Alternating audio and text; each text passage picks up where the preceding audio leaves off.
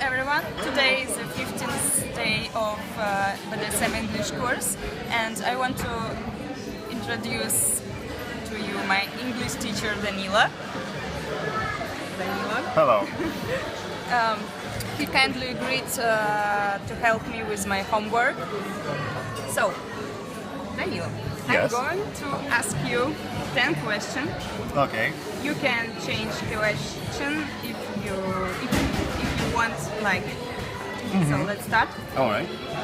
What's the one thing you would like to change about yourself? I think I would like to change the level of my self-confidence. You know, a lot of people suppose that I am a very self-confident person, that I should be, well, quite confident about my qualities, skills, and so on. But actually, I'm not. And the older I become, well, nothing actually changes. They say that it should change with, well, the passing years, but unfortunately in my case it does not. So let's say the level of my self-confidence. Okay. Do you consider yourself an introvert or an extrovert?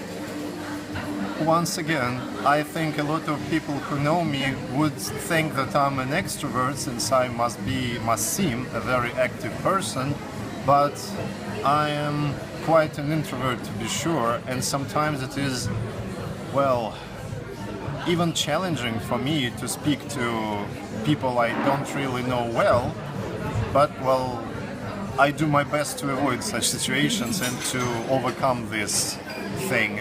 Usually I succeed.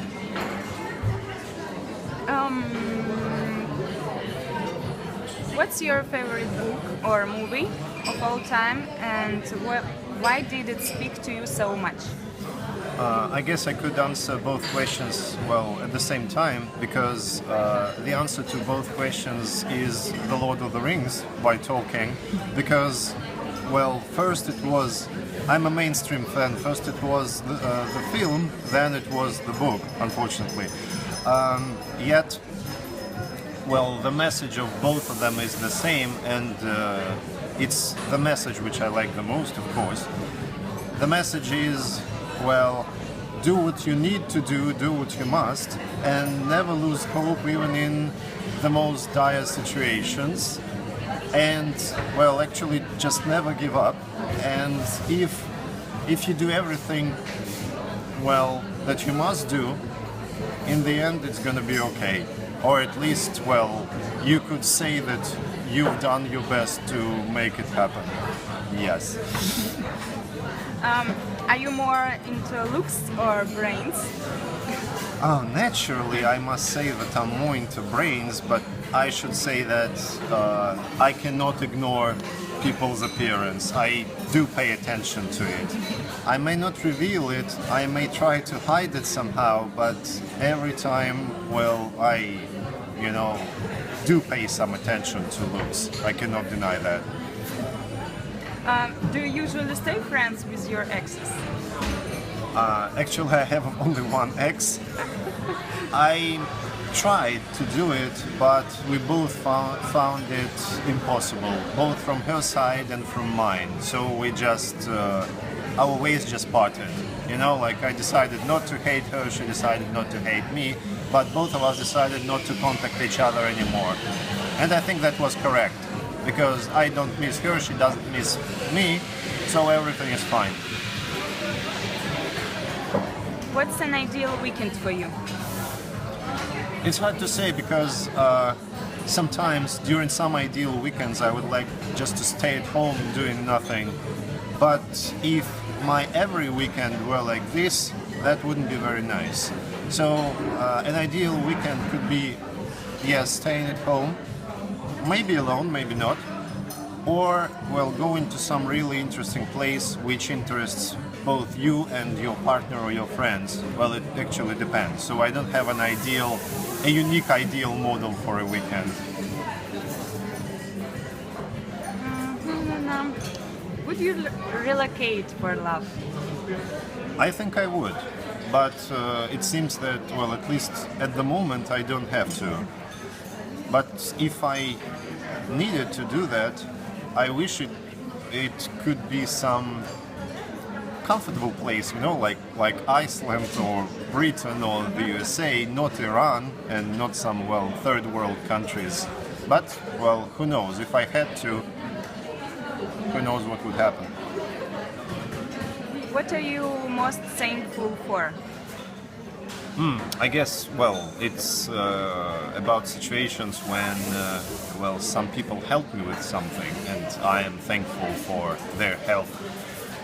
I guess I'm mostly thankful for, well, my friends' help in such situations when, you know, I am in trouble and they are not. And that means that they don't really have to help me, it's not their problem, yet they still do something for me. And, well, this is the thing every person appreciates, I guess. I'm no exception. What did your past relationship teach you? To be more mature, I guess, and to plan beforehand. You know, well, if you don't do it, it will backfire somehow.